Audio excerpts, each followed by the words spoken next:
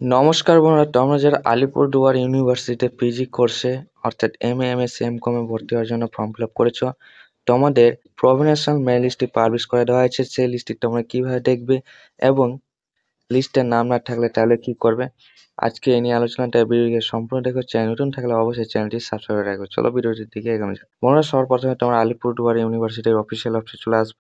এখানে আসার পর তোমরা নিচের দিকে যাবে, সেখানে তোমরা online admission PG first semester 24-25 option পাবে, সেখানে তোমাদেরকে ক্লিক করে নিতে হবে।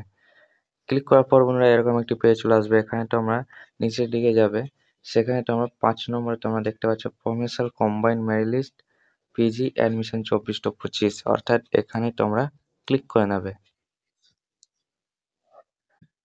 ক্লিক করার পর বন্ধুরা এরকম একটি লেখা আসবে, for student applied for Alipurduar university.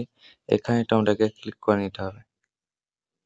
Click করার পর বন্ধুরা তোমাদের কোর্স চলে আসবে এবং ক্যাটাগরি চলে আসবে, অর্থাৎ কোর্স এবং ক্যাটাগরি অনুযায়ী তোমরা লিস্টটি দেখতে পারবে। চুজ, অর্থাৎ তুমি যে সাবজেক্টে অ্যাপ্লাই করেছো সেই সাবজেক্টটি তোমাদেরকে সিলেক্ট করে নিতে হবে। সিলেক্ট করার পর বন্ধুরা তোমরা ক্যাটাগরি সিলেক্ট করে নেবে, অর্থাৎ তুমি কোন ক্যাটাগরি রয়েছে, অর্থাৎ ওবিসি বি থাকলে ওবিসি বি, এই জেনারেল থাকলে জেনারেলে ক্লিক করবে।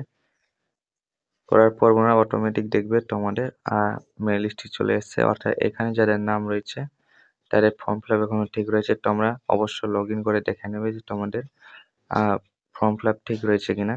যদি থাকে তাহলে কারেকশন করে নেবে। আর যাদের এখানে নাম নেই অবশ্যই ইউনিভার্সিটির সাথে যোগাযোগ করবে।